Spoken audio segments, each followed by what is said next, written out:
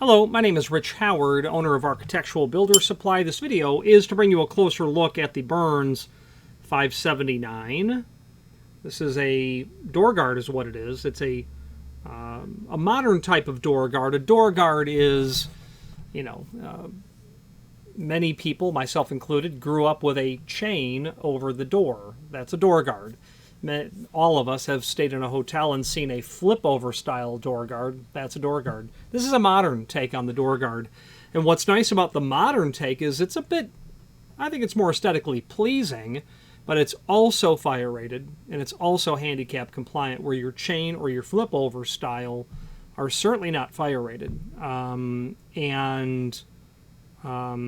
don't believe the chain certainly isn't ADA compliant, and it's very possible that the flip-over style is handicap compliant, but expressly not fire rated. And you'll see those flip style used on fire rated doors most certainly, and they're expressly prohibited from being used on such a door because they can prevent the door from closing.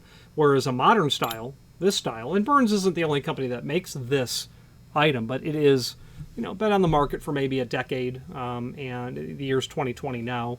And what makes it fire rated is the fact that should the door be open and someone trigger that door will just come and close that, allowing the door to close and latch. So the door must be self-closing and self-latching. This does not impede either of those tenets of a fire door. It's handicap compliant because of the general shape and outline of the design itself. Okay, easy to make that go open and closed. I don't really see these in residential applications, but probably only because they've been on the market for only so many years. Overall height of the door guard, about 2 5/8. Width of the base plate, about 1.5 inches or so. Projection from the face of the door, looks like it's about 2 1/8 inch. Okay, so this is completely non-handed, completely reversible, can go on either hand of door. Okay, obviously has to be in swinging, and the way that these work is simply this: your door is going to reside here. Okay, this is mounted on the frame, on the frame, and your door is going to swing in. Okay, so what happens is when that's triggered, the door can move just a little bit, is all it can do. You can probably see outside what's happening there, but other than that, it won't open but a couple of inches, really, at the most. And that's how these work. A couple of deadening pads that are in here, so when you open it, a little bit quieter than it would be otherwise. Deadening pads that are there as well. This is going to include screws and a complementary finish for both a wood or a metal application. This is in the 605 polished brass. They shouldn't use the term 605 at all, and the reason is because while this is not magnetic, it's not brass. 605 means brass base material. They should call this US3, which does not define the base material. This would be like zinc. It's quite heavy, it weighs 0.71 pound, but it is certainly not made of brass. If it was made of brass, it wouldn't be permissible for use on a fire door. Maybe it would be. The hinges you can't have brass. Yeah, I'm sure you could use it on a fire door. Let's switch now to the screen view and take a closer look at the supporting documentation. Okay, so here's the item that we are looking at here. Let's first take a look at the other finishes that they make this available in. 605 polished brass, 606 satin brass, 613 oil rubbed bronze, 625 polished chrome, 626 satin chrome. Back to our item, the extended description doesn't give us much information. Screws are included, the finish, the size, things of that nature. But the link here to the installation instructions, that will allow us to review it dimensionally, and the one dimension I didn't provide. It doesn't give us much information about installation. So let's go over what they do have. Drill 5 32nd pilot holes for those wood screws. Otherwise, you've got 12 for the 12 number 12 1.5 flathead wood screws. Yeah, they're at least 1.5 inches. You drill a 5 32nd. If you're going into a machine a steel frame, let's say one that's been reinforced, you would drill and tap a 1224 screw. That screw is nothing other than a hinge screw. Now, really, how do we install this? Well, let's, there's no graphic here. There's nothing showing us other than they're saying, considered disabled persons' accessibility when determining mounting height. There should be a reference to the code, or there should be a reference to the governing document that tells us how high to install that. So if you're doing a hotel and you have handicap compliant suites, which hotels do, you'll want to be sure that it's at the proper height. So let's switch and take a look and see what our installation ought to look like. We're going to have a frame here. Let's do this.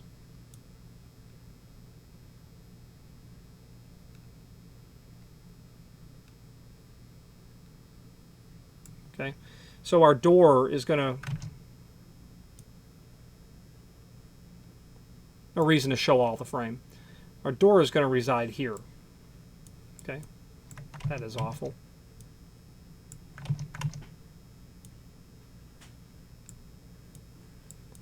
Our door is going to be here.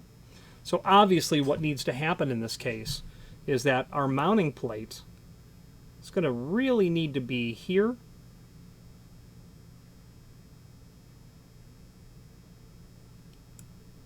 And then what we're not seeing here is our little flip trigger here. So that when you throw that, okay, it's then going to look like that. So it'll go from the closed position to the open position. And those fasteners will need to go in here. So what happens is the door opens. Well, it gets to here and then it stops. And that's all. And if that door needs to close, it'll close and just push that back. So the question is where do you mount this? Well, I would flush the edge of the mounting base itself, which is here, with the frame. Okay, so my frame would come back here, the rabbet, the stop, etc.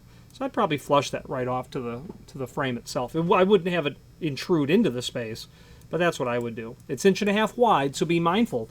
Is your casing compatible?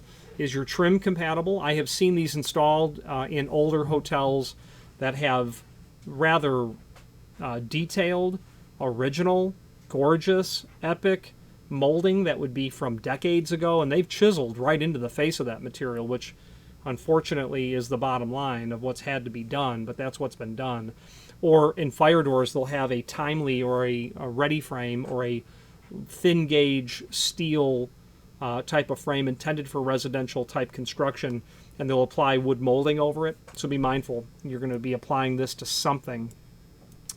And 1.5 inches is obviously a hard dimension. Some of that snap-on casing is not going to really be wide enough to handle this. So be mindful of getting that installed. But it's going to look something like this, is the bottom line.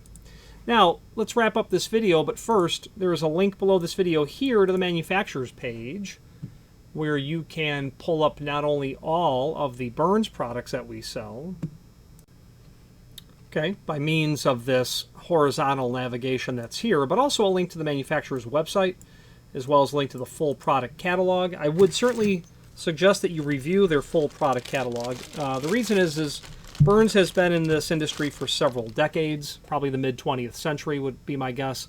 I understand that they're a multi-generation sort of affair, just as we are here, and they know a thing or two about trim and auxiliary hardware, is what I'm driving at. So a review through their product catalog, you're certainly going to find the typical culprits of pull handles and things of that nature, but you might find some stuff specific only to Burns. And what I'm referring to is some of their pull handles are a bit unique to them. Sorry, just scrolling through to see if we can locate something fairly unique. So their VP pulls is what I meant to search. Okay, they're VP pulls. Some of this stuff is fairly typical, but you might just like I'm not aware of anyone else who does a dye sublimation sort of process over their poles. So you might find something pole related that is unique to them. So right near the end of the catalog, we were almost there when we were scrolling. Burns is a manufacturer, so be mindful of that. Everything they make is made to order. Whether or not the actual castings are made to order, of course they're not. However, their finishing is done made to order, so there's a lead time. So plan ahead. I can tell you while there's a lead time involved, their material is generally well worth the wait. In fact, I can't think of a single instance when I've seen a Burns product that has been substandard. Let's wrap up this video on camera.